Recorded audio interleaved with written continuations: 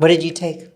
Also psilocybin, but this was, they call this a hero dose. I took 5 grams. You took a hero I never dose? did that before. Yeah, I never did that. Oh my God. I mean, I Let's never hear wanted Carey. Come on. So it's funny because when I got there, he gave me the bowl of mushrooms. I'm like, I have to eat them? He's like, well, how else do you think you're going to get them? I was like, oh, I thought you were going to give me a capsule, like I just swallow. And then I realized wow, how many capsules will you need for 5 grams of mushrooms? Hi, and welcome to the Dayna Show, where we discuss in English day-to-day life of Israeli citizens, our concerns and aspirations for the country, and everything in between. I'm your host, Dayna Kaplan, and we're so glad that you could join us. At the beginning of the podcast, I mentioned the hostages, and I can't freaking believe that I have to mention the hostages still. It's just like, I feel like someone's sticking a knife in our heart, and every day they're just turning and turning and turning. It doesn't end. No. It's like between fear and pain and heartbreak and sorrow. And it's like, wow, you got to do a lot of mindfulness to try to get out of this situation. Yeah, and I feel also like every time we can't imagine things getting worse, they get worse. I know. I feel like the Palestinian contribution to humanity is new ways of terrorizing humanity. That's been their contribute. That's what they've given the world. There several months ago, I don't even remember when, there was someone who came in, like a Moroccan who came in and murdered somebody in Tel Aviv or tried to murder. And I was like, oh, now they invented terror tourism. Come to Israel, kill a Jew. What's next? What is going to be next? Well, did you see in the news today they prevented this pro-Hamas woman from coming in? Yeah, she's from the EU. She's in the parliament. Yeah. She has an Arab-sounding name. I don't know who she is, but she was coming from Brussels. Mm-hmm. And they said they were going to deny her entry. I have mixed feelings about that because I don't love the idea of not allowing dissent, because I do believe in free speech. But I think with somebody who, I feel like the Israelis are really fast to shut people down. Yeah, but as an American. What was her intention of coming here?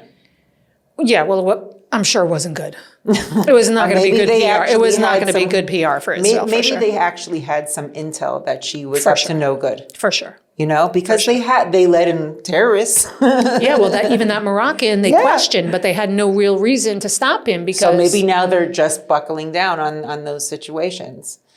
Anyway, Carey Fried, thank you so much for coming back. I'm thrilled to be here. I'm thrilled to be back. Okay, here we go with your titles. Listen, I've tried to memorize your title. Okay. Fractional. Yes. Chief. Yes. Marketing. Yes. Officer. Correct. Okay. Of small and medium-sized businesses. Yes. Including help with branding. Yes. Yeah. And digital marketing and messaging. I've worked with several startups to help them develop their first go-to-market approach, how to talk to the market, how to position themselves vis-a-vis other companies in the market, how to understand how critical marketing is to the development of the company, and that the earlier you invest in marketing, the better. Mm-hmm. A lot of times people don't understand marketing. It's the first thing to get cut when there are budget cuts. It's the last thing to get money when there's money around. And I think a lot of CEOs don't understand how powerful marketing can be. This is something you've done before, while you were in California, also. Well, when I was in California, I owned a business. We have a family-owned business called Call Source. We actually invented call tracking. We're the first company in the world in the 1990s, that is, that invented the technology to track inbound calls. Now it's a standard business practice, but we're the first company that ever had a product and the technology that said, this call may be monitored for quality assurance purposes. Nice. So that company still exists in California. It's gone through many changes. I mean, it's a 35-year-old company now, or 30-plus-year-old company, founded by my dad. I worked every day for 20 years with my dad. We talked about our super dads. Yeah. I was very lucky to learn my work ethic and my approach to life and challenges from my father. My father was also a Holocaust survivor, which was a huge part of my identity and my Jewish self growing up. Even before I was remotely religious, which you can't tell now by looking at me that I'm religious necessarily, but I was a card-carrying Chabadnik for about Really? 16 or 18 years. I wore a Really? wig, the whole thing. Yeah, Really? I really believed. Did I tell you that I also wore a wig? No. I have to show you a picture I would love afterwards. to see it. Yeah. Yeah, I had some really great wigs. You did? Well, I had awful wigs because when you have curly hair, there's no wig that exists in the world that you can wear. Actually, since you told me that, I remember that there's these sisters from New York. They have this company called The Frock. Oh, yeah, of And course. you know them? Yeah. So one of the sisters has really curly hair like yours, and she has amazing wigs. Oh, that's interesting. Amazing wigs. Well, I You never can't even found tell her they're in wigs. that time. I never found her or knew her then, Listen, or I would have they've come asked her up with advice. some really new stuff. yeah, for sure, Since for we sure. were wig wearers. For sure, for sure. I know they have like that lace cap and the thing with the part, and you almost can't tell. And that was very hard for me. I did it because I believed, but I was never happy with what I looked like and how I felt. It didn't affect your hair at all? I Underneath? kept my hair very, very short. I do think I have a little bit of issue in the front from where that clip was for many I years. definitely do. But that also just comes with age, I know. So. Yeah. Wait, last time I asked you if I can touch your hair. Can Yeah, I go touch for your it. hair? I have to. Go. Oh, it feels so nice. I have to tell you something funny. I sat, one of my previous roles as in marketing, I sat between two guys like in a row of desks.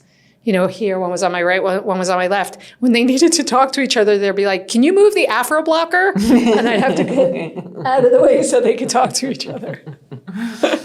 So anyways, if we can continue with the introduction, you're a wife, Yes, you're a mom, yes, and you've almost recently, about 8 years ago, moved to Israel from California, right? Live in Yerushalayim. And the way that you and I met was from Steve. Yeah. He brought me to your house Yeah. for Purim Suda, and you guys were just amazing, and it was a great Suda, great vibe. Is it like that in your house all the time? It is like that in my house all the time. I will say that my kids have a lot of friends, and I always want to be the house where the kids are hanging out. I felt like that was the best way to keep my eye on them. So we let a lot of people be in the house. And even some things like when my oldest boys were in high school, they were smoking a lot of marijuana, which I was not in favor of, and they knew that. But I still felt that it was better that if whatever they were doing it in my house, Oh, yeah. so I could keep an eye on them. Even though we had open conversation that I don't love what you're doing. You didn't want them to smoke weed in the house? I didn't Was it want the them. weed or was it the weed in the house? No, it was the weed because I felt that I just felt they were way too young. Their brains weren't ready. It's not like they were A students and they were, just chilling. They were not A students. Let's just leave it at that. Okay. And they both regret it now. They're both clean now and they both regret it. Really? Yeah. Wow. Yeah. Which I couldn't have predicted. And also, I didn't even know how bad it was because now they tell me stories. And I'm pretty hip. Like, I'm a smoker. They know that. I'm very open about that. My position was always, look, there are a lot of things that parents do that kids can't do. I can smoke. I have a mortgage. I have sex. You can't do those things. You don't have a job. You can't pay rent. I smoke and I keep a job and pay the mortgage, but you're not holding there. How often do you smoke? Well, I definitely smoke daily, although I will say I had the flu like 2 weeks ago, and it kind of killed my smoking. Like I've barely smoked. I don't think I've even smoked for 2 weeks, which if you had told me before you would not smoke for 2 weeks, I'd be like, that's not going to happen. But something happened lately where I just don't love the fogginess. And also, look, people have a lot of reasons that they smoke pot. I definitely would say that it's a serious habit and that I use it to avoid feelings. Definitely. Definitely, which I don't think is terrible. I mean, I think it made me a better mom. I call it mommy's little helper. Like when my kids were young and it was very hard for me when I had young kids. I'm better with older kids. And also I worked. So sometimes on the way home, I would be like stressed from the day and I knew I had to come in and be a mom. So I would smoke on the way in and it would chill me out. And I would like, oh, the milk is on the floor, the cereal's on the floor, oh, nobody's going to bed. Like it was an escape for me. I could just have my own little private release or escape. And it worked for me. Do you remember the first time you smoked? marijuana? The first time I smoked marijuana was after I graduated from high school. I never touched it in high school. My parents were smokers when I was growing up, and I just thought it was like the grossest thing my parents did. Yeah. Wow. I was like, what is this, a California thing? no, we lived in New York. It was just a all right, New chill York. thing. My parents were, I grew up in New York. They were kind of cool chillers. It was part of the scene. My brother and I used to smell it and be like, there they go again. My brother got busted for smoking pot in 8th grade on a school trip to Washington, D.C. And I was like, he's younger than me. So I never touched it in high school. I didn't even drink. I didn't do anything. After I graduated, I was with friends in New York City, and we smoked a joint there. And that was the first time. So I actually got a later start than a lot of people. Did you get really high the first time? Do you remember that? I don't really remember. You don't remember? I don't really remember the first time. You do? Yeah. When was it? I was 19. I was in New York. I was with a friend of mine who was in YU. We went on a train. We smoked a little bit before the train ride. And during the train, and then I got really hungry and I had the munchies. And he's like, I'm going to take you to this amazing falafel place. We ate this huge falafel. We went back on the train. I was so high. And then I barfed all over the train. Yeah, I can see why you remember that. It was and I think it was like at least a month before I wanted to smoke again. But I was never as high as the first time I smoked. Oh, that's interesting. I don't remember getting really high, but I definitely made up for lost time. After I was in high school, I came to Israel. I lived on a kibbutz. We were like partying all the time. We'd get up at 4 a.m, pick avocados until like noon, and then there was nothing to do for the rest of the day. Some days we had ulpan, but it wasn't serious. And there were a bunch of like European volunteers there also. They just partied all day and all night, so that's all we did. So I definitely, I caught up. Yeah. Yeah. Oh my gosh. So when was the first time you were in Israel? The first time I was in Israel was when I was 16 years old. It was for my brother's bar mitzvah. He's a couple of years younger than me. And I didn't have a bat mitzvah. I knew I was Jewish. We were culturally Jewish. You weren't religious? We were not religious. Okay. My father had survived the Holocaust. My grandmother had been, like they would say about her, she survived, but she never got over it, kind of thing. Like she used to have nightmares and scream at night. Oh, and wow. she lost her brother and her parents and her husband, Oh, her my first gosh. husband. And I feel like my dad woke up one day, like when my brother was 12, like, oh shit, I got to give my kid a bar mitzvah. Like, this is for real. We lived on a farm upstate New York. We were the only Jews for literally miles around. Wow. And my dad used to take my brother. I even talked to my brother about it recently because I was like checking my memory. He was like, you don't remember things right. So he told me. They used to go in the mornings, I think on Sunday mornings, to Poughkeepsie. That was the big city. And there was a temple there, and somebody taught him bar mitzvah. I remember he had a Walkman. He used to put his headphones on, and he would memorize his parsha. I don't think he understood, or I don't know how much he understood. And then my parents were always like, not typical. They were upwardly mobile, and my dad was a successful lawyer. He had several careers. But my dad was never motivated for like stuff and things and materialism. I think because of his upbringing and his experience, he appreciated... he worked hard and he wanted to take care of his family, but he was not materialistic. Why do you think they moved out there? I think they moved to the farm. Well, I'm going to just back up. We used to live in Long Island. They used to call it the Golden Ghetto. It's not it's the 5 towns where I grew up, but it's not like it is now. Everybody was Jewish, but they were not religious. Okay. People's parents were going to jail for tax evasion, tax fraud. That was like very normal. There was wealth there, but it was like Jappy. I don't know if you ever remember that book that came out, the Jap Handbook. It was like basically written about the 5 towns at the time. Okay. And I was in 8th grade and my parents had bought this farm. They always had a second home. So first it was like in the Poconos and we used to go away for weekends and vacations. And my dad had a very high pressure job in Manhattan. He was a lawyer and he needed the relaxation and the family time. So we had quality family time. Every weekend we would drive in, we'd all pile in. We had a big Jeep Grand Wagoneer and we'd pile into the car in Long Island, drive to Manhattan, pick up my dad, drive 2 hours to the Poconos and then spend the weekend together. And we had my father like round the clock. And at some point, they weren't into the Poconos anymore, and they bought this farm in Dutchess County. There were people from New York and Manhattan that were going like 2 hours north, and it was a trend at the time. Or they were actually ahead of the trend, but people were doing it, and they bought this farm, and my dad was like, maybe I don't want to be a lawyer anymore.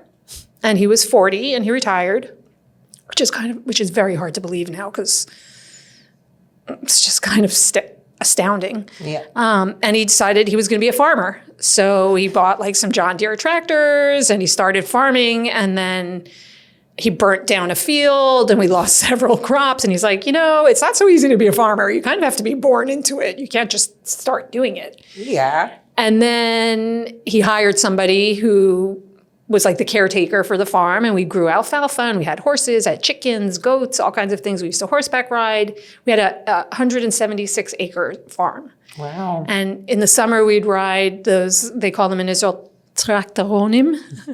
We call them ATVs, three-wheelers. And in the winter, we would snowmobile. And we just had the most amazing like outdoor life. We would collect eggs from the chickens in the morning. We had a bunch of dogs, and it was amazing.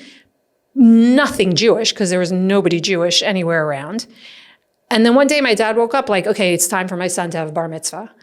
And instead of the party, because at that time people were making like ridiculous, like $100,000 bar mitzvahs. Yeah. Like I had a friend who came in on a Lipizzaner stallion, those big white horses. He had the LA Laker cheerleaders at his bar mitzvah. And my parents were like so not that type. Yeah. So my dad was like, let's go to Israel. Instead of a one-night party, let's go to Israel. So we came to Israel.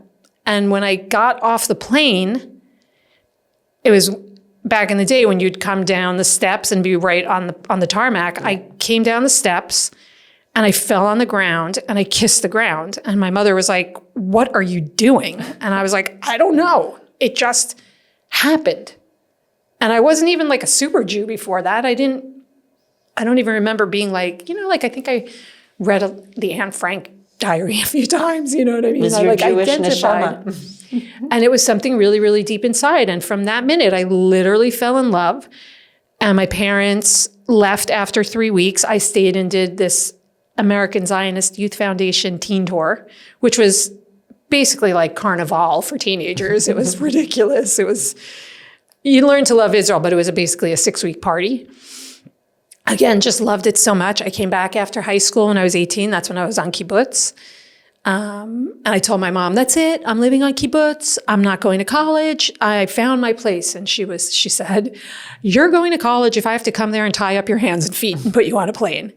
And I was supposed to go to some Ivy League school. And I was like, my parents were like, that might be a bit much. If we want you to stay in college and not run away to Israel, let's like tone it down a little. So I ended up going to the University of Massachusetts at Amherst, where I was a women's studies major. I became very, very left-wing, very political. I was in the Young Communist League. Oh, wow. And super left-wing.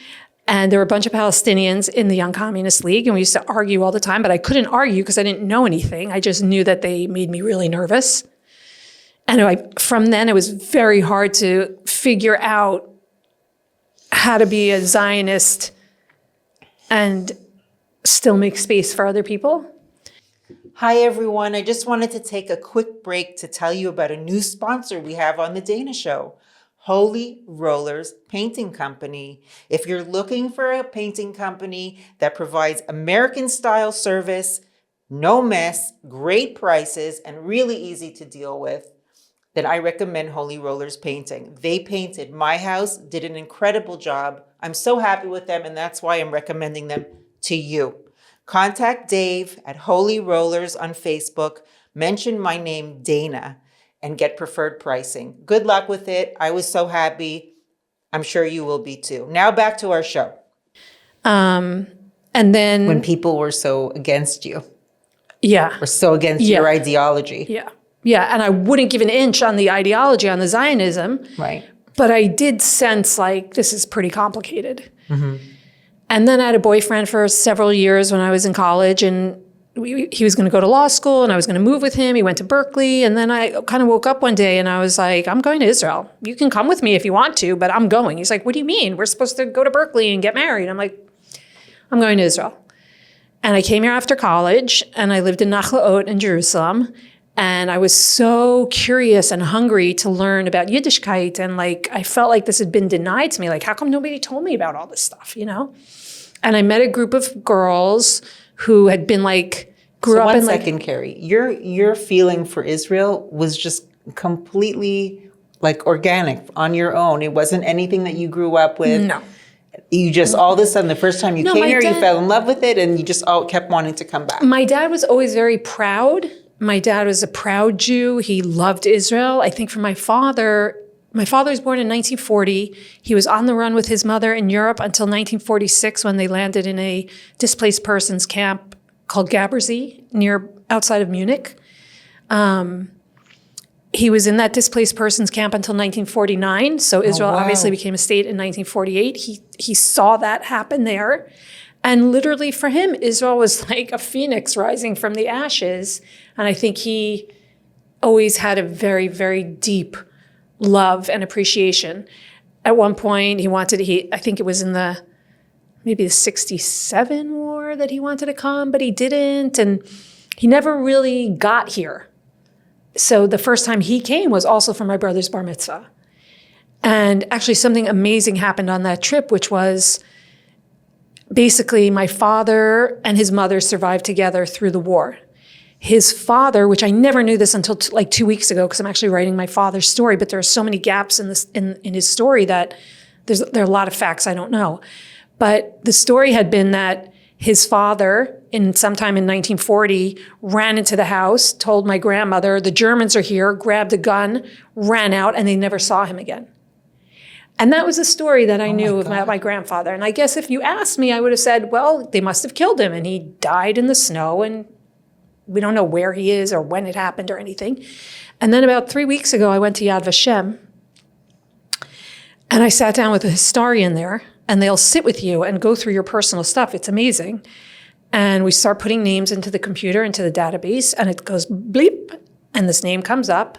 His name was Max Feldman, and it's like Max Feldman. His name was Mordechai Meir. I didn't know the Meir part. We only knew the Mordechai part. And it says 1940, he's arrested by the Germans in Podvolicheska. So we thought he just died and was left for dead. But he didn't just die that night. He was arrested by the Germans. And then it says he was brought to Dachau and that he died in Dachau. And I never knew that. I didn't know I had a grandfather that died in a concentration camp. I mean, I knew my father was a Holocaust survivor. People died. I was there. I've never been there. Yeah. So that was just like intense. On top of that, my grandmother, my father's mother, lost her parents and her brother in the war. And then when they were in this displaced persons camp, my father and his mother, he was like 7 or 8 years old, my father found a bicycle, and a man there taught him to ride the bicycle. He brought that man home to introduce him to my grandmother, and they married. And he had lost, that's my grandpa Nathan, it's the only father my father ever knew, the only grandfather I ever knew. He had lost his wife and 3 children. Oh, wow. They had been in Bendin, so probably they went to Auschwitz from Bendin. A lot of people from Bendin went to Auschwitz. And they got married outside of the displaced persons camp. They just found 10 people and made the minyan to get married. They didn't know who they were. But in my research lately, like I found their marriage certificate. I'm still looking for any evidence of the family members who died. That I haven't found yet, but I found their marriage certificate. We know the name of the boat that they came over. I know where they lived when they landed, first in Boston, then New York, you know. So it's really crazy to think that my grandmother managed to stay alive with an infant, okay, because my dad was maybe a year old when she started running, for 5 years. That's like 1,500 days. How did she stay alive? What did they eat? Where did she stay? Where did they go? I know at some point they were in Kiev. And as a matter of fact, when I was maybe in junior high or early high school, I tried to interview my grandmother. You can see how much she didn't want to talk about it by the answers that she put down or that I wrote down. It was like, ask your father, ask your father, ask your father. But he didn't remember. He was a child. So how much do we remember? And we didn't have traumatizing childhood. I don't remember anything before I was 5 or 6 or 7 years old. Well, I have both of my grandparents on my mother's side were in the Holocaust. My grandfather we recorded him. He would just speak and tell lots of stories. Wow. My grandmother wouldn't say anything. But they both had a lot of trauma, but she kept it in and he expressed, he wanted us to know what happened. Well, I think that's very unusual that anybody who survived wanted to talk about it or wanted to burden their children. You're lucky because so many people. But we wanted to know. Right. We were thirsty for that knowledge. There's a huge gap, I mean, I also was, but nobody was telling me. Yeah. I do have my grandfather. I did record several interviews with my grandfather, so I do have more of his story, but he was older, and so a lot of it's jumbled. And a lot of times when I'd be like, wait, you said you went here first. He'd be like, he wasn't patient enough for me to get the exact details. So I know basically what happened. He was more willing to talk years later. But here's a crazy thing that I want to tell you that happened on that first trip, my brother's bar mitzvah trip to Israel. My grandmother never talked about the war. She never looked back. There's one wedding picture of her and her first husband, Max Feldman, that somehow survived the war. Wow. I have it in my house. I had it with me on my recent journey, actually, which we could talk about. And I just think, how did she run for 5 years and keep a wedding picture? How did she have anything, She managed to keep that. But what happened when we came here was at the actual bar mitzvah that was in the old La Rome Hotel in Jerusalem, which is now the Inbal. This woman came to the bar mitzvah, and my grandfather, I don't know how they worked it out. He must have been in touch with her all these years. Her name was Lena Brandel. She was in hiding with my father and my grandmother and her mother, Lena's mother, for several years. But my father didn't remember her, had no contact with her. My grandmother had completely shut off any contact. Wow. My grandfather invited Lena to the bar mitzvah, which maybe my grandmother was even unhappy about, but he was kind of probably like, fuck it. They're here, she's here, we're doing this. And she came to the bar mitzvah and she said to my father, you have family alive here in Israel from your father's side of the family. Oh my God. My brother was 13. My father was, in his 40s. And he was like, what are you talking about? And the next day we changed all our plans and we got into a van and we drove to Kiryat Bialik and Lena put it together for us. And my father met his aunt, his father's sister. Oh my God. She was Tanta Malka. She was like 90 something years old when we met her. She was a tiny, shriveled up lady. Did she remember your dad? When my father walked in the door, her face went white. He looked so much like his father that she thought she was seeing a ghost. Aye. And they hugged and we cried and we met her children and her grandchildren. And now I'm close to one of her grandchildren, who's my cousin, who I just saw last week.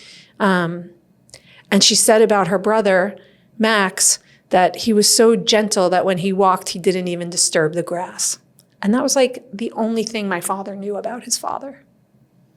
Wow. Then I just heard from my cousin, which I didn't even know this, that maybe 6 months later, Tanta Malka died. And it's gone. All of that history is gone. That's an incredible story. I think that there's a lot of loose ends out there. I know that my aunts have done research on trying to find my grandparents' family members because besides my grandfather was the oldest. I think they had 9 children. Wow. And the youngest brother survived. Wow. They survived. But my grandfather was married before the Holocaust and his wife and his 2 kids were killed. Wow. And my mother asked him about his children and he said he doesn't even remember their names. Oh my gosh. That's what trauma can do. But let's just change the subject because we're getting down a very dark road here. Yeah. And I wanted to talk to you about your aliyah experience because you say you had a feeling about Israel for pretty long, since you were 16. Did you think that the Israel that you were coming to would be the dream that you've always thought of? How different is the reality of living here from what you thought it would be like? Well, I can't say I was motivated so much by the dream of what it would be, but I always felt growing up that if my father survived the Holocaust, that meant that I better do something pretty important with my life. Mm-hmm. That put a responsibility on me to be some kind of Jew. And when I came to Israel, I was like, oh, this is the kind of Jew that I want to be, the kind of Jew that lives in Israel. This is the obligation. This is where we belong. This is what it's all about. And so when I met my husband and everybody I was dating, because I was in Chabad, Chabad are not Zionists, although they're better than a lot of other non-Zionists, but I was dating in the Chabad world, and a lot of guys were like, I'm not moving to Israel. I want to live in Crown Heights. I want to live in Postville, Iowa, or those crappy places. Did you read that book, Postville? I'm reading it right now. No, is that the one about Reb Ashkin? It's about the slaughterhouse that moved to Postville. I'm reading that book That's where they wanted to live, or Morristown. That was a big one because there's a kollel or a yeshiva, whatever. Okay, Morristown. yeah. I'm sorry, I keep interrupting you, but there's so many interesting things to talk about. So when I met my husband, I was like, I want to live in Israel, and he said, so do I. And I was like, okay, then we can date, and then we can continue. And we got married really fast, and we came to Israel like 6 weeks after our wedding. And I was like, okay, this is it. We're going to live here. That was 1999-ish, right around 1999, beginning of 1999, end of 1998. It was a very different country at the time. There was no tech sector. There was not a lot. I went for an interview, and the guy was like, so do you want to be a teacher or a secretary? And I was like, or teacher or secretary? And I was like, I had gone to college, I'd become religious, but I hadn't done a lot of work. I worked at 20th Century Fox and like film development for a little while. You couldn't really do that here. I didn't have a resume. I didn't really have experience, but I was like, I don't want to be a teacher or a secretary. Is that all you have for me? I thought my husband would learn and I would work for a little while, then he would work. And, he also couldn't find a job. To the point that when we were going back, on the flight back, I was like, I'm sure somebody on the plane can give us a job because it's a mistake that we're leaving. Why would God not want us to live in Israel? It doesn't make any sense. And we even had a layover in New York, and there was a rabbi there from the yeshiva in Morristown, and he almost convinced us not to fly back to LA to just go to yeshiva. But the truth is my husband was not into learning. That was not what he wanted to do. So I told him, okay, I'll live anywhere in the world except Los Angeles, because I just never was comfortable there. My parents moved there after living on the farm, and I just didn't like it there. I always felt like a fish out of water there. But my in-laws lived in Long Beach, California. My parents at that time lived in Malibu, California. And it was like, if you're going to have a family and start having children, you want to live near your family. Yeah. And my father gave me a job in this company that invented call tracking. So it was like, where are you going? You have it so good here, and you have all the support in the world.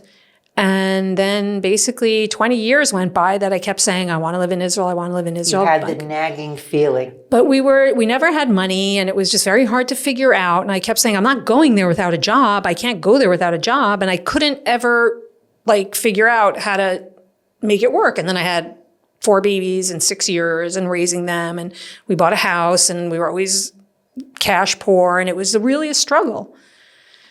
I had, visited several times, friends' weddings, summers, we would come. I sent my kids to a summer camp here once, but I could not make it happen. And right before my dad died in 2016, maybe in 2014, we started talking about buying a piece of property here, and we were either going to buy 2 apartments next to each other or a house with an apartment for him. And we definitely did not expect my father to have a stroke and die when he was 73 years old. So that really wrecked the plan. But there wasn't anything good about that. But one thing that did come out of that was that I had the ability financially to come to Israel without a job. And we had a safety net. And I was like, okay, I have a year to figure it out. And we went for it. And my husband was into it. Thank God he was willing, because I know a lot of couples where one person wants to go and the other person doesn't. And he was willing. But you said your kids really didn't want to come. Oh, my God. My kids were miserable. Didn't they know that you had this feeling all along? Didn't you try to sneak it in We were religious. So I think it was more just religious and less Zionist for them. Because for them, when they tell the story, it's like it came out of nowhere. And I made a decision on Monday, and Wednesday we were living here. And it wasn't really that fast, although it was pretty fast. Like they always say, like when somebody dies, when a parent or somebody significant dies, don't make any big decisions. But when I was sitting in that hospital with my brother, waiting for the Chevra Kadisha, because I didn't have to fight, but I needed to take charge in order for my father to have a proper burial. To the point that my siblings were like, okay, we're not dealing with this. You take it on, you deal with it. So I arranged with the Chevra Kadisha, and I was sitting there in the lobby waiting for them to come. And my brother said to me, like, what are we going to do? Like, what are we going to do now? And I just said, I'm going to Israel. That's it. Like, my father was not supposed to die. And I just realized I don't want to die in California. And life can take really unexpected turns. And if you don't grab it by the balls and decide, like, this is what I'm doing right now, then you're going to get whipped around by your own balls. So I was like, that's it, I'm going. And I basically decided, sitting there waiting for them. And less than a year later, we were here. Really? It was so bad with my kids. Now, my kids were 14. My daughter's the oldest. She was 14. Then I had, she was 16. Then I have a daughter and then 3 sons. So my daughter was 16. Then I had 14, 12, and 9-year-old boys. They were miserable. My daughter gave it a try. She was willing to try. The boys were miserable. My 14-year-old, Noam, God bless him, called me Saddam instead of mom for a year and a half. Ami was devastated, the middle son, because he had just made a California soccer team, traveling soccer team. He's an incredible athlete, and I pulled him away from that, and that was devastating. He was the one I was the most nervous about. And my 9-year-old was a mess. How did you reconcile that feeling, like that dissonance of like, your kids are hurt, they're not coming out of their own will, and you have this drive to be here? Well, I wasn't gentle about it. I was brutal about it, but I left my job. We sold our house, and I was like, we're not going back. There's no going back. And whenever they would be upset and begging to go back, I was just like, we're not going back. I knew I was not going back. Somehow I had that wisdom because there are a lot of people I know who made aliyah who negotiated with their children. Oh, you can go back for the summer, or you can go back for school, or we're only here for a few years. And I think that's even worse. That's even harder for the kids, because as long as they think there's a chance, all I have to do is work on my parents enough, they never adjusted. But I'll tell you the thing that was a turning point for my 2 bigger boys, the 14-year-old and the 12-year-old, was when they started playing American football. That's right. And that saved their aliyah. Because once they started playing football, they had American friends, they had a place to go a couple of times a week, they had a crew, they're super athletic, and so they started to be known, and they were really talented and appreciated. And the AFI, the American Football and Israel League, saved my aliyah. And I'll be forever grateful to Steve and to all the people that organized that. And my kids have made a huge impact there. My kids, when we walk around, they're like, you're a Fried? You're the mom Fried? I mean, they're 3 superstar football players. They play tackle and flag. A couple of them have been on the national flag teams and traveled around the world and won. And Israel's like a very small place. So if you have 3 brothers that are all superstar football players, people know who they are. Exactly. Wow. What surprised you the most about living here? Oh my God. This isn't nice, but one thing that surprised me was how shitty the schools were. I was devastated. I was like, we're the people of the book. We're supposed to be geniuses. I can't believe what I'm seeing. My 9-year-old went to a school. I won't say the name of it, but it was like religious schools? They were religious schools. It was like Lord of the Flies. I never saw anything like that before. I was absolutely shocked. My daughter and the 2 older boys went to another school that was like pluralistic. I couldn't believe what went on there. My daughter would come racing home at the end of the day because she had to go to the bathroom so bad she wouldn't go to the bathroom in school. I said, why don't you go to the bathroom at school? She said, there's no toilet paper and no doors on the bathroom. I was like, what?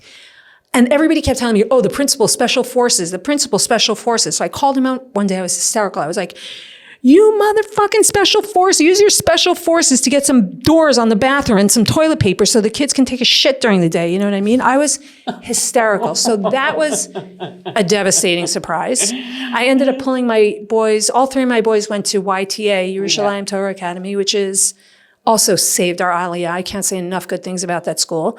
And all the Israeli teachers were like, you Americans don't understand. You have to learn Hebrew. Don't take them out of these schools and put them in American schools. They'll never integrate. And they were 1,000% wrong. And I saved my kids' lives. They were like plants in the corner that get no sunlight and no water in these Israeli schools. Because how can an Israeli school with 400 kids take care of 2 olim?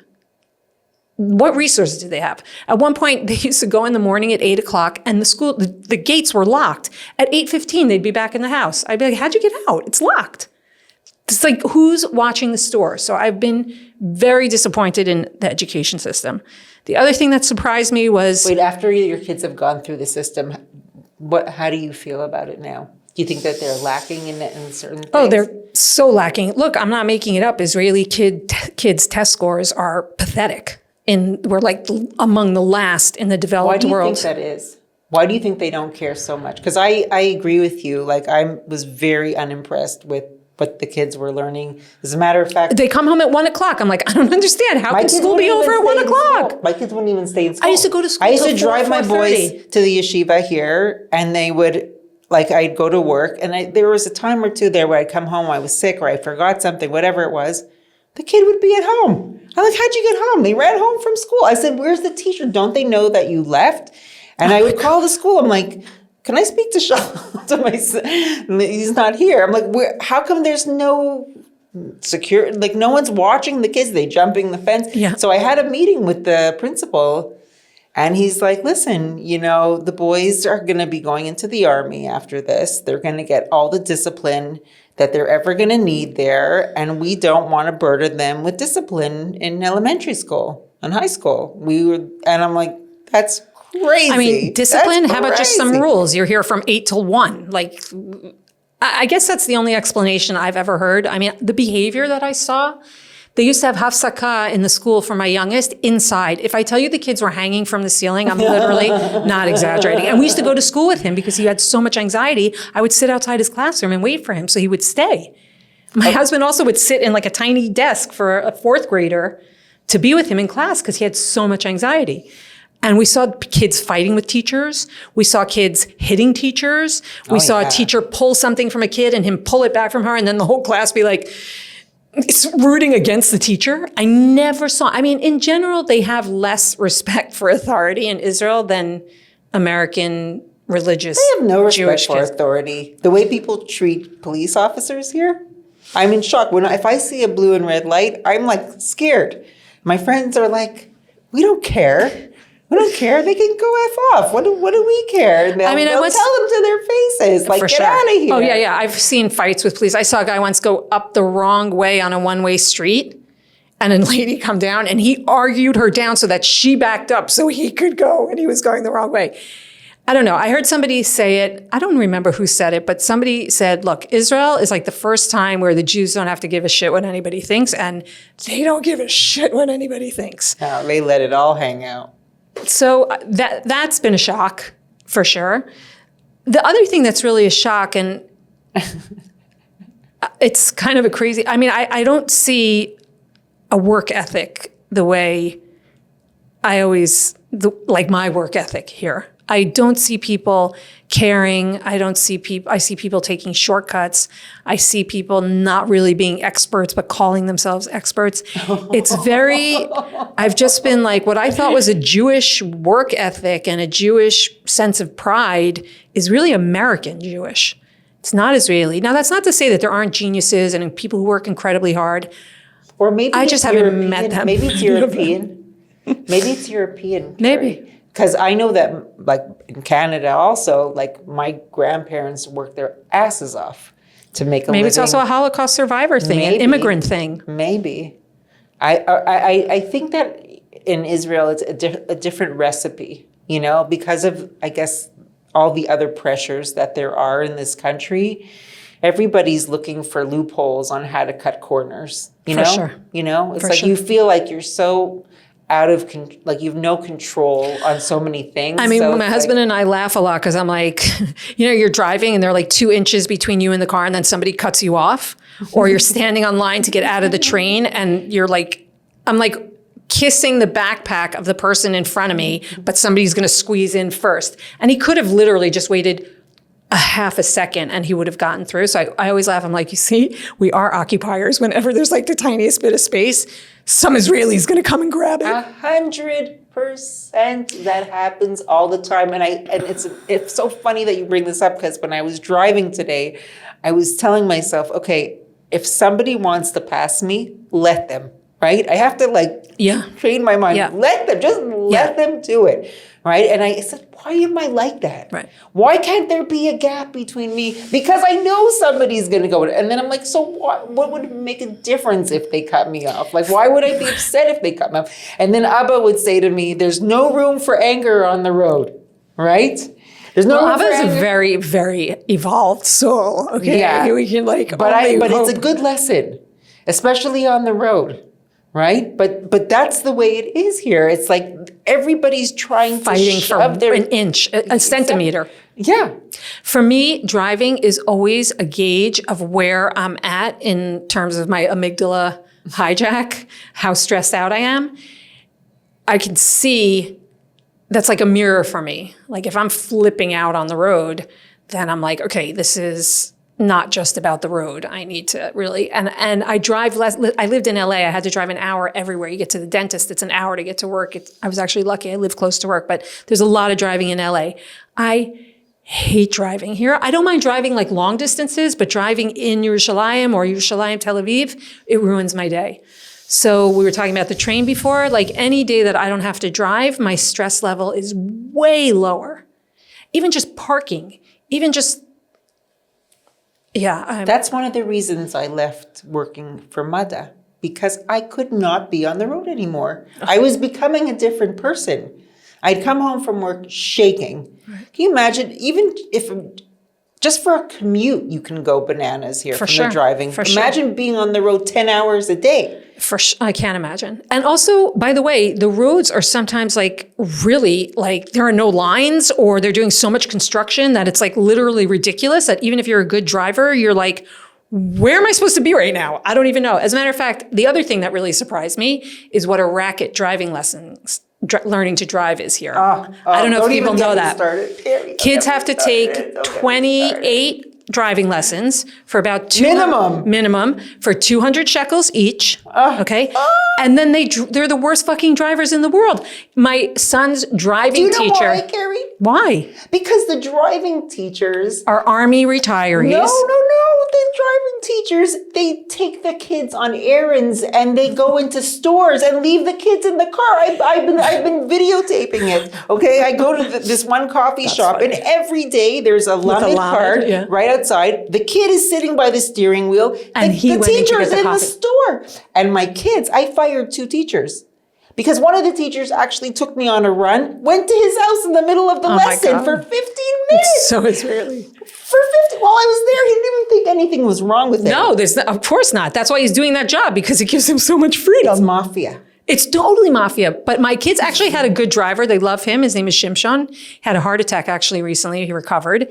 But you know what he told Ami, my son Ami, when he was getting his lesson? He was like asking him a question like, which lines do we follow? And he told him, Hakavim, bullshit.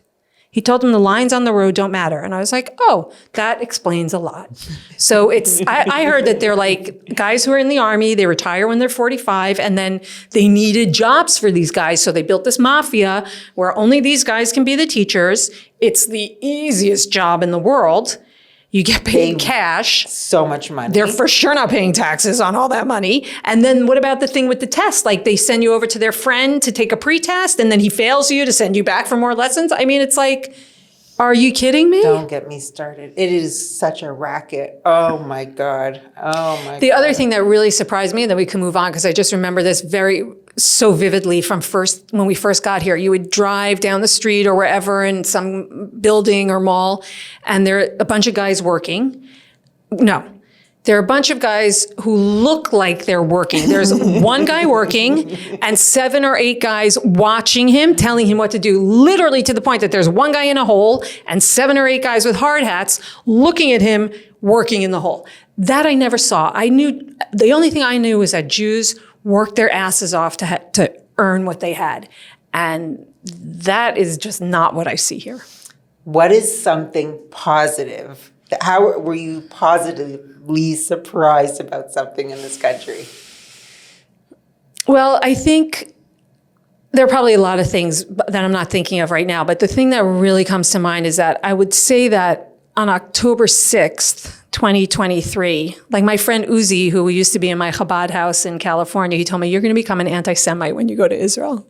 And we laughed at him. And it kind of happened because it was just like, what is wrong with these people? I mean, the culture shock was enormous.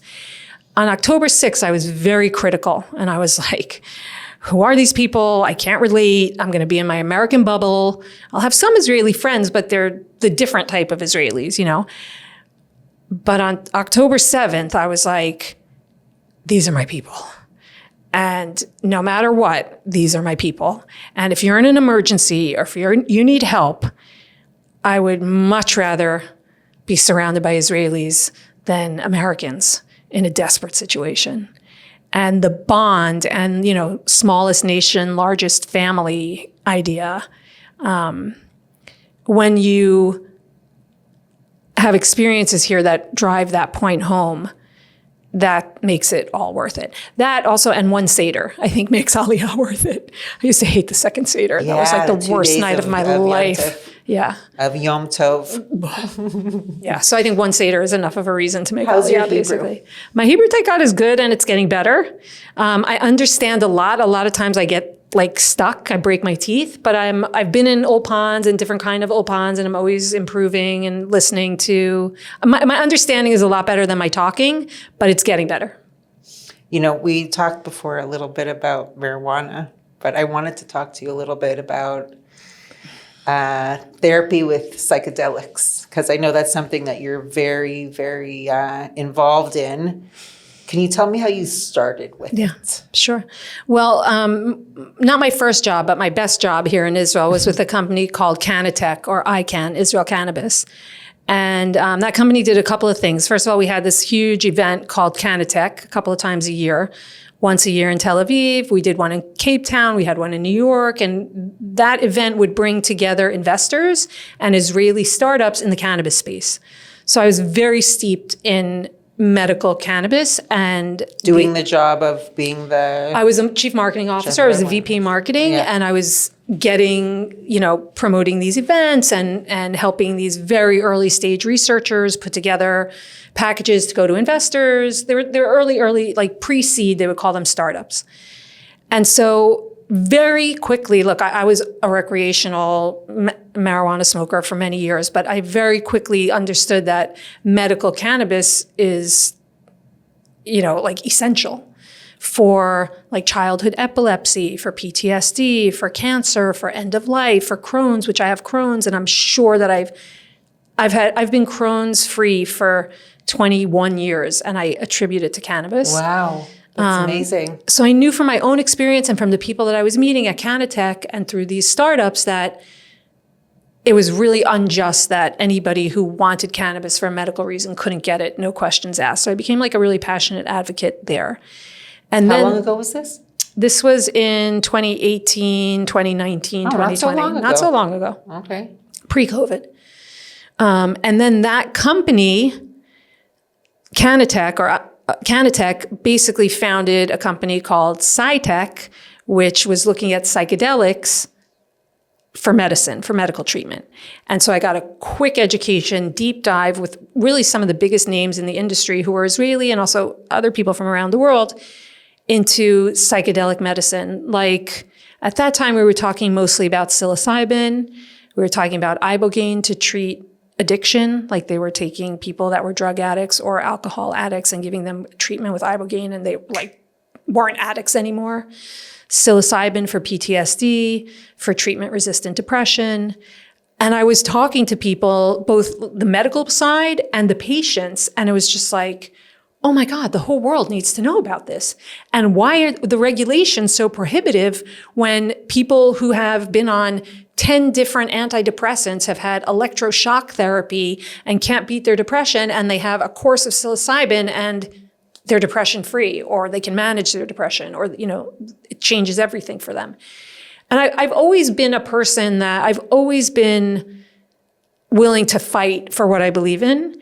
And so this was a fight that I just really wanted to get behind. When I came here, I had been taking Wellbutrin because I had postpartum depression after my daughter was born, my first child. And I didn't go back to work until she was like maybe 3 or 4 months old. It was right after 9/11. And I was like crying every day, all day in the office. And I was like, oh, I guess moms really cry a lot when they leave their babies. Like, I didn't have depression before that, or maybe I did and I didn't know. And finally I was diagnosed and I started, I think, taking maybe Prozac. And then I had another baby. I didn't have depression after him. Then I had another baby and I did have depression. And then from that third baby, who's now 20, I basically was on antidepressants with no end in sight. It kind of bothered me because I felt like I'm a very independent person. And I felt like this is not curing my problem. But when you're raising little children and you're working and you have money pressures, it's not really easy to go off your SSRIs. So I'd worked with several different doctors. Eventually, I was on Wellbutrin when I came to Israel. And once I started to get involved in the medical cannabis scene, and then the PsyTech, the medical psychedelic stuff, I wanted to go on a retreat in the Netherlands for psilocybin, and I applied. And when I said that I was on Wellbutrin, they're like, oh, you can't do psilocybin if you're on Wellbutrin, which is kind of funny because I have a lot of friends who take antidepressants and do a lot of psilocybin, but at least this one retreat center was not going to let. And I was like, well, fuck that. I'm getting off Wellbutrin. And I just stopped taking it, which probably isn't the way you're supposed to do it, but I got lucky and I didn't have weird side effects and I went off it. And then I was able to start experimenting with different medicines. And I also had spent a lot of time in talk therapy, a lot of time with not psychiatrists, psychologists, therapists for different issues in my life. I always like to grow and learn, and I'm willing to go deep. And I always enjoyed being in therapy because I just knowing that I had this time in the week that I could like kind of put all my issues into that hour bucket. It just really helped me manage my life. And also at that time, I got just so bored with talk therapy. I was like, I wanted a therapist when we came to Israel because I was like dealing with all this stuff with my kids and, the strain on the marriage. And like, we wanted to talk to somebody. And every time I'd have to like look for another therapist, I was just like, I can't believe I'm going to have to sit on another couch and tell my whole fucking life story and pick up on the same things about my mom and my dad and my this and my that. And I was just like, it's just not going anywhere. I need something new. And so I was really drawn to psychedelic medicine. And you tried it when you went to Norway? Was that? No, that was the Netherlands. I didn't go in the end Netherlands, because they wouldn't accept me. So I found somebody here and I started experimenting here. I know that in the United States, they were working on taking it off of a Schedule I drug. I don't know if they actually managed to do that. You're talking about psilocybin? Yeah. Federally, no, but there are pockets. Like I think in Colorado, you can get it. In Santa Cruz, California, you can get it. And probably different, maybe Oakland, Berkeley. How close is Israel to like making that advancement? I think one thing Israel is really good at is using medicines in a therapeutic environment to help people. Because we have so much trauma in this country, we're forced to look for alternatives. Yeah. And they even have said, like, since October 7th, they have to rewrite the trauma protocols because it's on such a level now that we've never dealt with. Like, the old ways of doing things just don't meet the reality. And I don't know what the number is, but I really feel like every single Israeli is traumatized. Otherwise, why would people be screaming at each other all the time? You know what I mean? We're all in amygdala hijack. Either you're in an older generation, so you're traumatized because your family was in the Holocaust, or your families lived in the Ma'abarot, or you had a really hard time, or your parents came from Iraq, or who knows where and have trauma. Or you went through the army and you're traumatized. So you have this like trauma sandwich coming from like the older generation and the younger generation. And everybody, and then the moms and the dads of the kids in the army, it's like, I think everybody here is traumatized. So something in Israeli medicine makes them willing to go there. And you have a lot of research that's done here. Unfortunately, you have a lot of patients with, they use psilocybin, they use ketamine, they use ibogaine, and it's controlled and it's studied and it's worked on. I mean, the same way that Israel for a long time was the world leader in medical cannabis research. The person, Raphael Meshulam, Alev Shalom, who isolated the THC and CBD and cannabis many years ago, Israel's the world leader in cannabis research. I think we lost our edge now, but I think in much the same way, people have been willing to try psychedelic medicine to deal with our trauma issues here. So when you went off your antidepressant and you tried psychedelics, how did it affect you? So I have to say, I did first try recreationally a couple of things. And when was the first time? What did you try first? The first thing I tried was mushrooms. Okay. And that was like with a bunch of friends and, very gentle and easy, maybe like 2 grams of mushrooms. Was that here in Israel? That was here, yeah. Okay. That was here. After you had children and after okay. Yeah. This is only You never tried it when you were... I took mushrooms when I was in college. I dropped acid when I was in college. I tried stuff, but I didn't keep doing things or I wasn't drawn back to them. I remember once I was with my brother at a Tom Petty concert in Red Rocks. Is that in Colorado? Wow, you were in Red Rocks? Yeah. Once we did that. There. We took mushrooms once in the Grand Canyon. I would always say the purple mountains of the Grand Canyon. You'd be like, there are no purple mountains in the Grand Canyon, but I remember them. So I definitely had a few experiences. Could have been the mushrooms. It was definitely the mushrooms. Okay. It was for sure. But I didn't keep doing it and I didn't look for it and I didn't find friends to do it with. It was if it happened to be there a couple of times, the funny thing is that my brother is younger than me and he's the one who did all these things first, But when I came here and I thought about it more in terms of therapy, it was a very different approach. So I have a therapist, an amazing person. I literally trust him with my life. And I've done several different types of journeys with him. Mm-hmm. What's his title?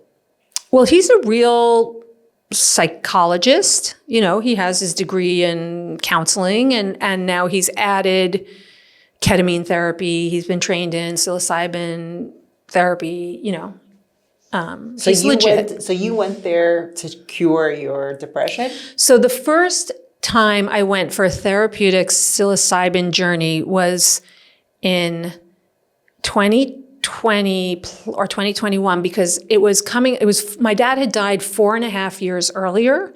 And I realized wow, it's coming up on my dad's 5th yard site. And I couldn't say the sentence, my father died almost 5 years later. And I remember being in the car and it was when Prince Philip died in England. And they said, wow, the Queen is going to have complex grief because she spent every day of the last, 80 years with him or 70 years with him. And how is she going to function? And I was like, complex grief? What's that? I think I have that. If I can't say I was 50 years old and I was like, I can't say my father died, something's wrong. And my dad would have been devastated to know that I was actively mourning him 5 years later. He would not have wanted that. And I was crippled by it emotionally.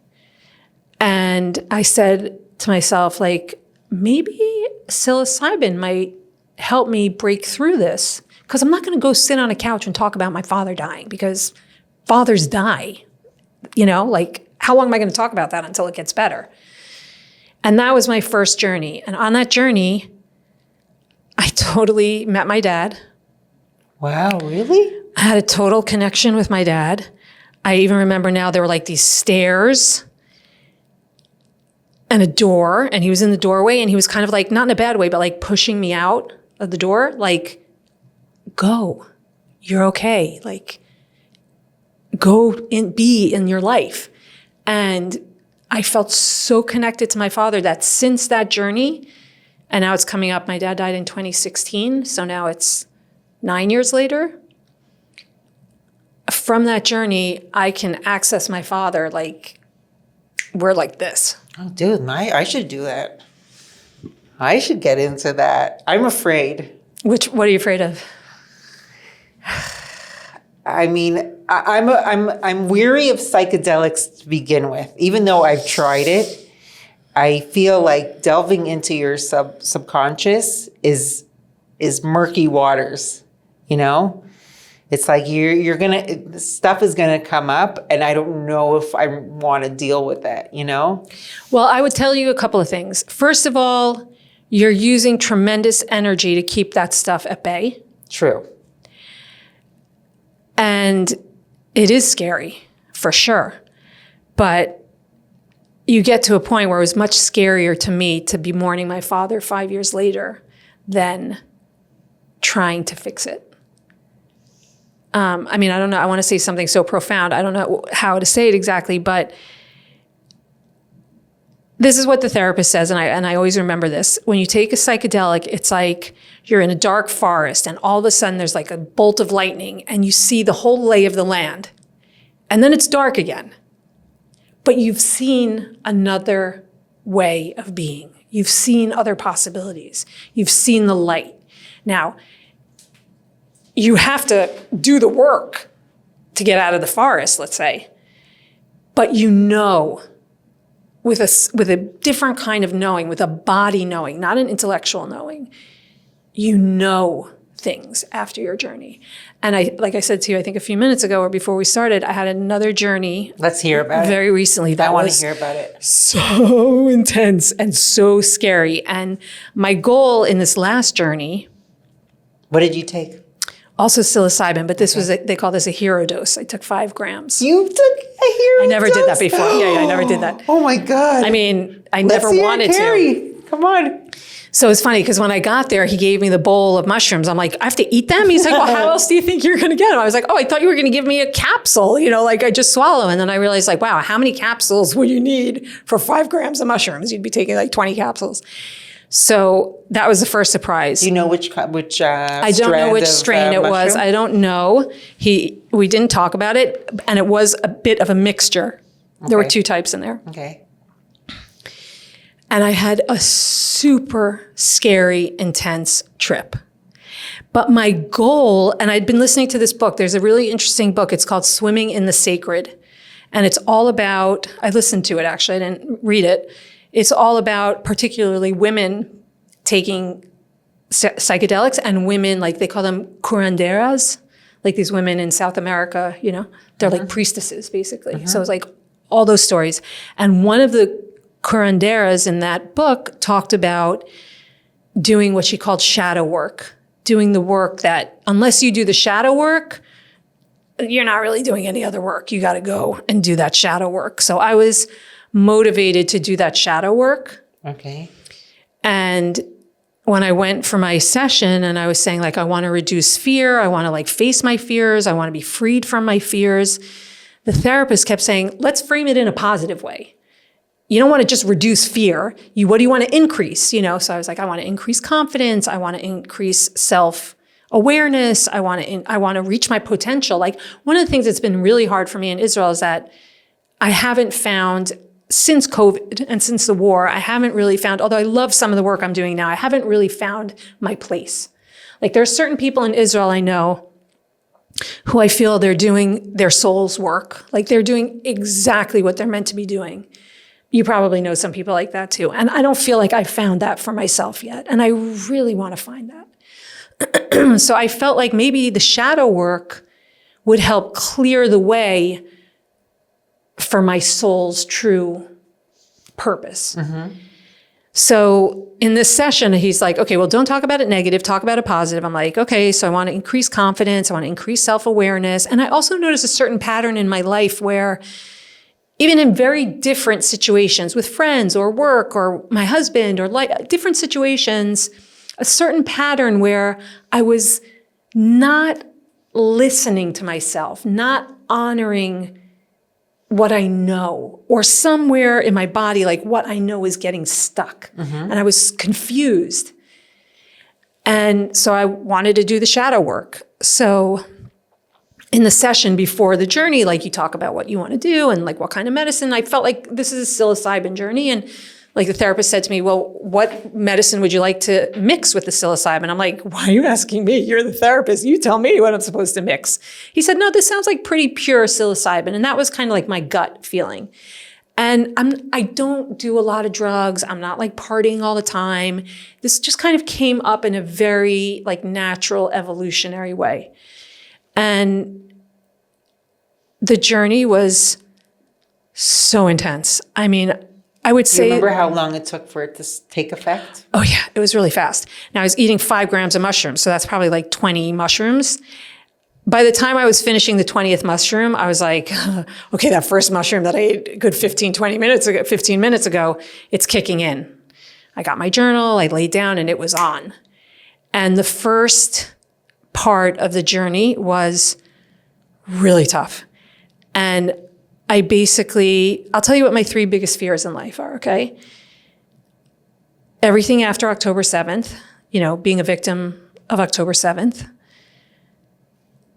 the Holocaust, and rape. And those are like the 3 worst things that I could imagine.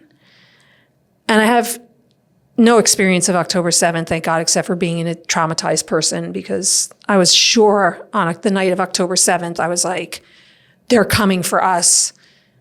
We're all vulnerable. Like, what's stopping them from coming out of East Jerusalem, like a mile away from my home? Like, I even had a locksmith come the next day. I put locks on every door. He was laughing at me. It's like, Giveret, זה לא יעזור לך, אם הם יבואו, יהיה לא טוב. Like, just I want to hear put about another the journey. lock. Come on, I want to hear about Okay, it. so that first part of the journey was all about those 3 fears. I was in a dark hole, like being held hostage. I was one with my grandmother in the Holocaust. And what I learned from her in that journey, or what I was able to see in that journey, was that the will to live is like inextinguishable. And what it must have taken, the terror every day for 5 years to try to keep your child alive on the run, you against the Nazis and the Ukrainians and the Russians. It's very hard to talk about, very hard to put into words, but it was a communion of souls in the sense that I had so much empathy for her. I felt 1/zillionth, not even, of what she felt, but I was like there. And then Were you able to express yourself? Were you having a conversation with a therapist, or was it I was just not like— having a conversation because I was really in the fear. Mm-hmm. And at one point he said to me later on, he was like, this is exactly what you asked. Because I was like, I'm never doing this again. I'm never doing this again. He's like, that's what everybody says. Doesn't he like ask you how you're feeling? Yeah, 100%. But he's also letting you have your journey. So he's really intuitive and really good at knowing when to. And like he would say, this might really annoy you right now, what I'm about to say, But I literally trust him with my life. I've done several journeys with him now, so I know I'm in good hands. And like I said, I'm never doing this again. He said, everybody says this in the middle of a mushroom journey. Never say never. I cried like I never cried before. Right. And I had an experience many years ago when I was single where I got jumped on Hartzion by 3 Arabs. How I was not raped because like they were taking my clothes off. It's a miracle that I got away. Wow, a miracle Carey. That I got away. But I don't think about that every day. And it happened, I mean, I can't even think of when it happened. It happened probably in 1993, 4. Wow. Okay.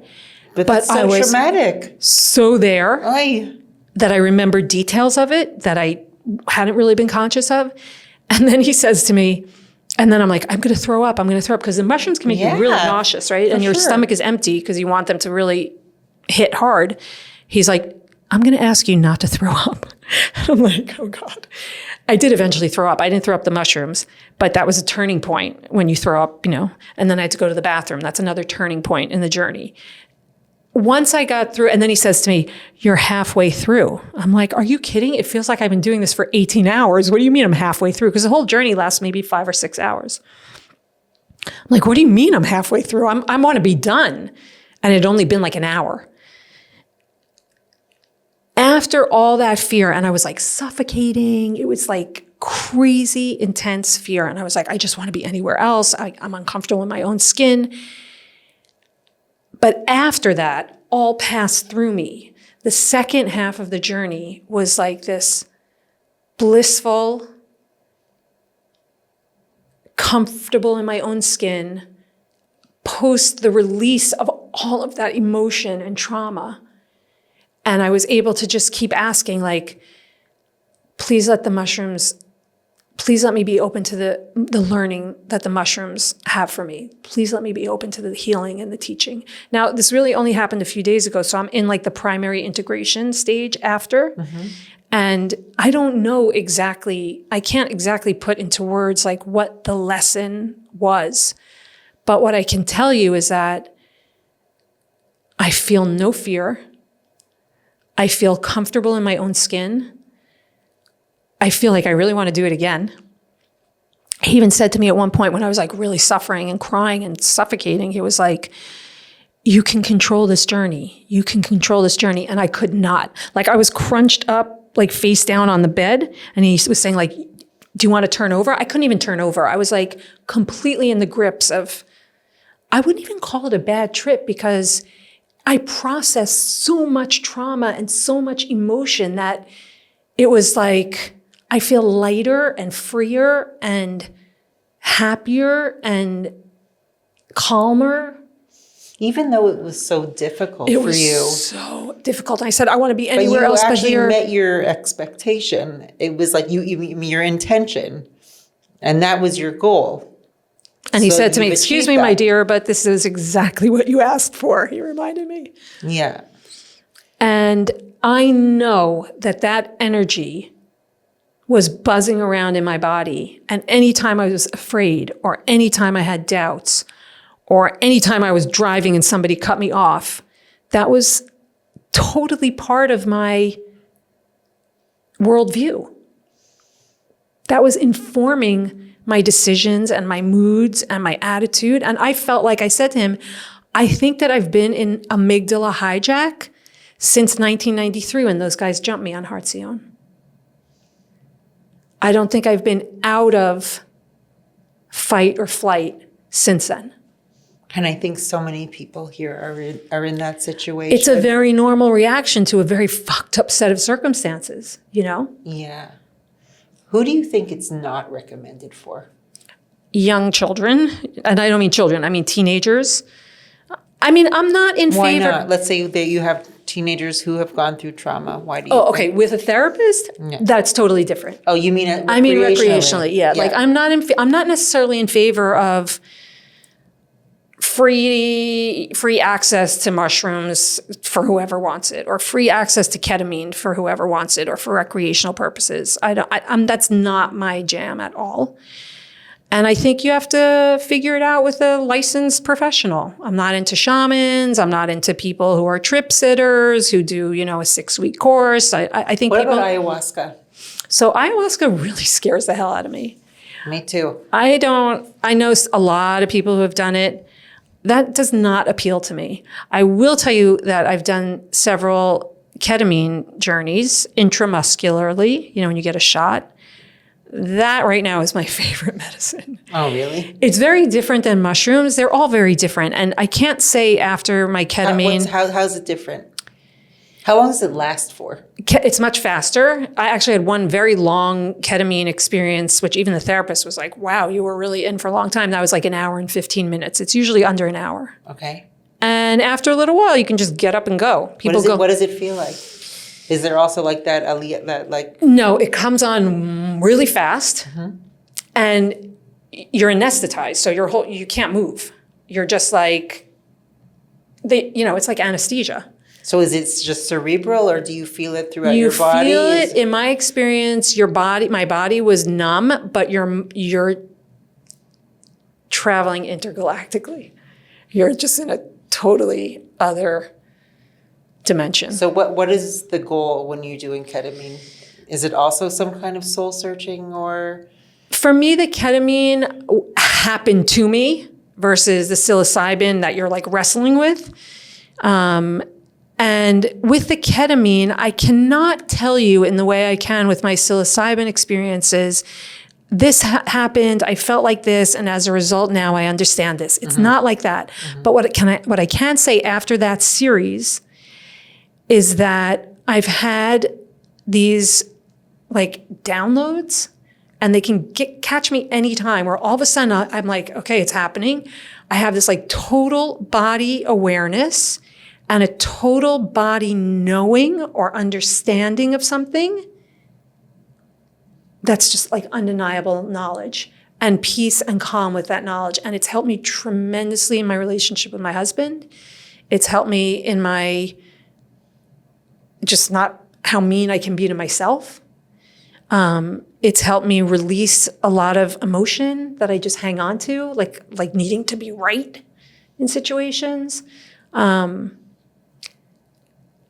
It's made me calmer. So it has a lasting effect. It's not just while you're there during the No, as a matter of treatment. fact, that's the smallest part of it. The biggest part of any journey is the integration afterwards and bringing down what you learned into your daily life so that it can change your life for the better. Are all of these therapists, is it all like under the, like shoo-shoo, like Yeah. it's all private, like, because it's not legal I mean, yet. you can go to a ketamine clinic if you have PTSD, and it's not hard to get a PTSD diagnosis in Israel. We're pretty much all PTSD. Yeah, Ketamine give them is out for above free. board. You can go to a ketamine clinic. You have, I think, I don't know what the protocol is now. Excuse me, maybe it's like about 5,000 shekels for 3 or 4, 5, 6 sessions. I don't know, it depends where you go. There's one in Jerusalem. It's called Keter. I know the guy that runs it. They're helping a lot of people. Ketamine you can do with a diagnosis. Psilocybin, I think you can also get into a clinic that offers psilocybin, but sometimes you have to have tried several things first. You know, like I said earlier, I got off Wellbutrin. I don't want to take Prozac and this and that and the other thing and fail on those or pretend to fail, or like people I know got the prescription, threw the medicine away, told the doctor it's not helping. Okay, now I want the psilocybin. I was like, fuck that. I'm not playing games. That's the part of like the medical system that I really just think is ridiculous. If I'm a functioning adult and I have a doctor or a therapist that I'm working this out with, the government should just fuck off because it's not their business what I'm taking or not taking. And why would anybody prefer that someone take a pill every single day for the rest of their life instead of have a psilocybin journey once or twice a year for even better results? That's my philosophy. Do you work out ever? I do yoga. You do yoga? And do you feel like that helps you as well? That helps me tremendously. I haven't done it now because I had the flu about 2 weeks ago. I haven't been back. That helps me tremendously. But I could also be in yoga and be pissed off, you know, so it doesn't always work. Yeah. That's another thing. Israelis, in LA, yoga is like a religion. That's right. You know how to walk in, you know how to place your mat, you know your protocol, you know your behavior. Here, they come in, they drop their water bottle, they're talking to each other, they have their phones in the studio. It's like, that can make me really nervous. So sometimes There's I have no to. respect for the practice.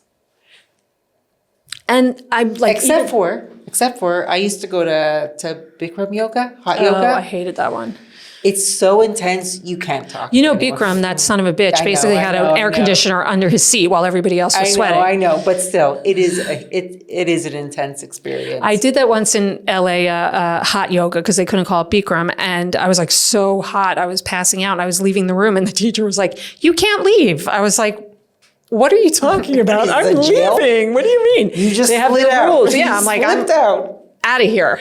It's kind of gross. It's like you are. Yeah, and then they're like sopping carpeted. Yeah, wet. no. It's That's not really my thing. intense. But the feeling afterwards, it's irreplaceable. It's like a drug, I'm sure. Yeah. It's No, I know very- certain people also in LA who are friends of mine who did Bikram. There are certain personalities. I think it really suits certain people. I don't like to be that uncomfortable. Like, I don't like skiing because it's too cold. I don't like too. hot yoga. I don't like anything so extreme like that. I need to be comfortable. Yeah, I hear you. I hear you. We're almost out of time, but I wanted to just mention that we know each other from Steve, right? But I saw a few weeks ago that you were involved with Eitan, and I know him as well. So it's just so funny that we have that connection. What are you doing for Eitan, for I'm That Jew? For I'm That Jew. Yeah. So Eitan and I know each other a couple of years. After I got here, one of the first jobs I had, I needed to find a branding agency, and I did my due diligence, and I found him, and I was like, this guy is Madison Avenue, or I don't know where the hot spot is now, but he's head and shoulders above any Israeli branding agency that I saw. And I brought him in on a project. I ended up getting fired from that company, but he stayed on, and we stayed friends because I knew that he was like my guy. I was like, wherever I land next, he's the one that I'm going to be working with. Really? And I guess I came back to him a couple of years ago, and I was like in between jobs, and I was like, I want to be your intern. He's like, what are you talking about? You're a CMO. I'm like, I don't know what I'm going to do next. Let me intern for you. And I just kept coming in every day and helping him until I could find like things to do for him. What about this? What about this? And we worked together, and we really, really respect each other. And he's such a genius. He's a creative genius. He's 100% a creative genius. How does he have time to do everything? First of all, he doesn't sleep. He's working round the clock. I mean, since October 7th, he has not stopped. Yeah. And the way that his mind works is he's just constantly seeing things, thinking things, coming up with ideas, planning. He has a vision, and he's moving towards his vision, and he's amazing like that. And after October 7th, when he was, 1,000% into this Israel advocacy, I was really, really having a hard time in the first several months of the war, like many people were. And I was like immobilized in fear and depression. I remember standing once in my room looking out the window, and it was very gray outside, and I couldn't tell where the gray inside and the gray outside. I couldn't separate between the gray inside and the gray outside. I'm like, I'm in trouble. And I think soon after that, I don't even remember now how it happened. If I reached out to him, I don't remember. And he was like, come help me.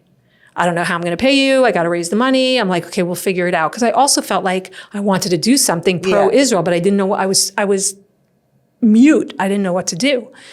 So I started working for him probably 8 or 9 months ago already, maybe even longer. And what I do with him is project management. He's got 1,000 projects going on. He's raising funds for his efforts.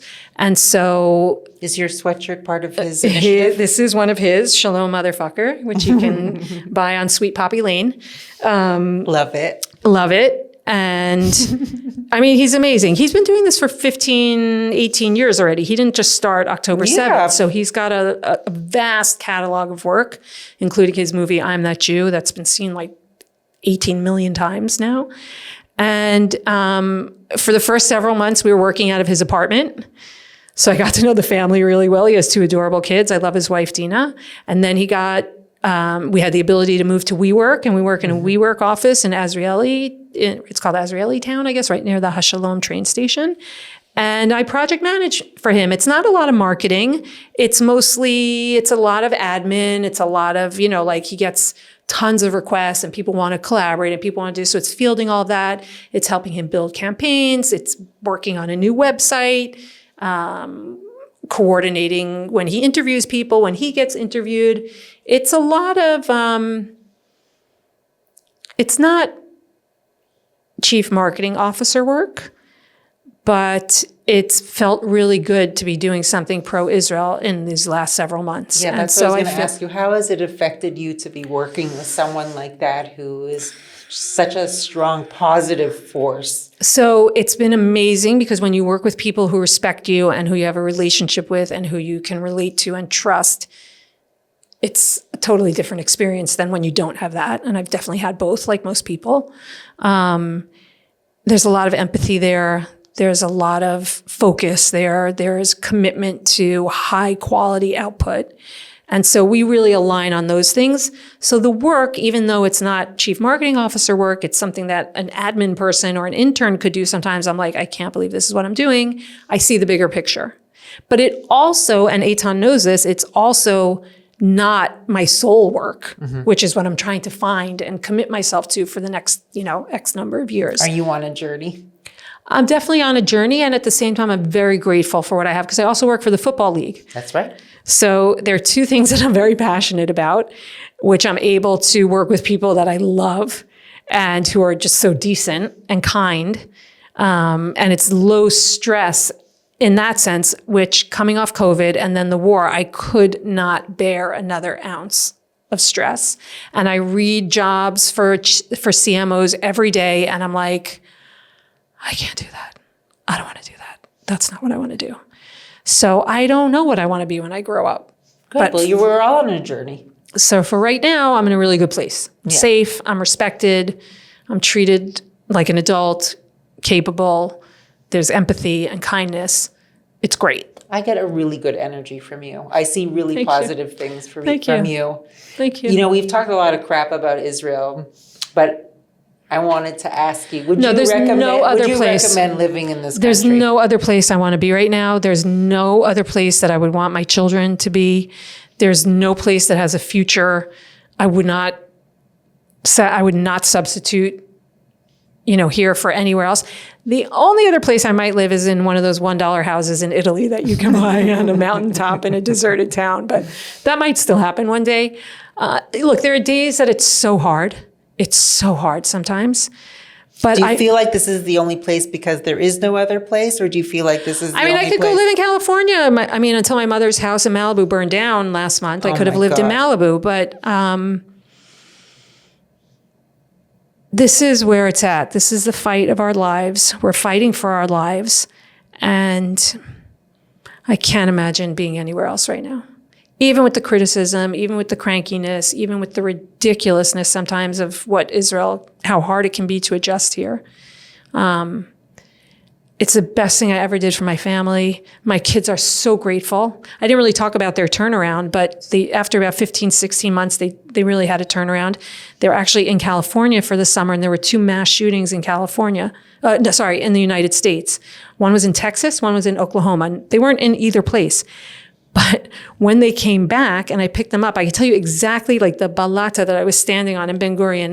My sons came and they're like, Mom, thank God we're back in Israel. It's so much safer than America. And I was like, I went through kind of like a wormhole because my whole life since I was 16, when I wanted to live in Israel, I was like, how am I going to convince people that it's better for me to live in Israel, which is a really fucking scary place to live, versus America, which is a totally safe place for Jews, or was. And you had to do all these mental acrobatics in order to convince yourself and the people around you that Israel was a better place to be. And when my kids came back and said that, I was like, how did that happen in the blink of an eye? And on October 7th, I told my kids, we're getting on a plane and we're getting out of here. I'm not sticking around for this. I don't want to be in some Hamas concentration camp wishing that I left, but I didn't leave in time, and my kids wouldn't leave. My kids were like, you brought us here to be Jews in Israel. We're not leaving. Israel needs us. And I was like, snap out of it. We're leaving. Pack your bags. We're going to the airport. And they wouldn't come with me. Wow. And I was like, I couldn't leave my family. I could have, but I couldn't. There's something bigger going on here than we can see. There's a connection that's just an undeniable connection that keeps us here, even through all the trauma and all the difficult times. I also feel the same way, that there's no other place for me, and there's no place that I would want to be, because no matter what, we belong, and we don't belong anywhere else. Well, that's really obvious now. Yeah. If we didn't know it ourselves, the world has made it very obvious. Reminding us. Yeah.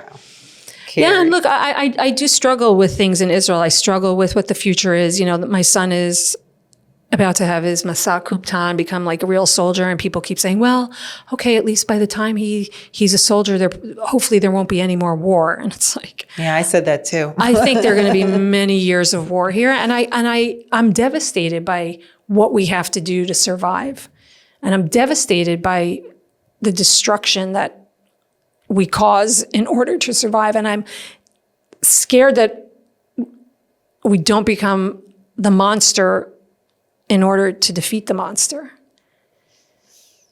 That's very concerning. But What are you going to what? be, a fat, happy Jew in LA? I can't do that. You know, all the talk about your words have a lot of weight and your thoughts have a lot of weight and manifesting and stuff like that.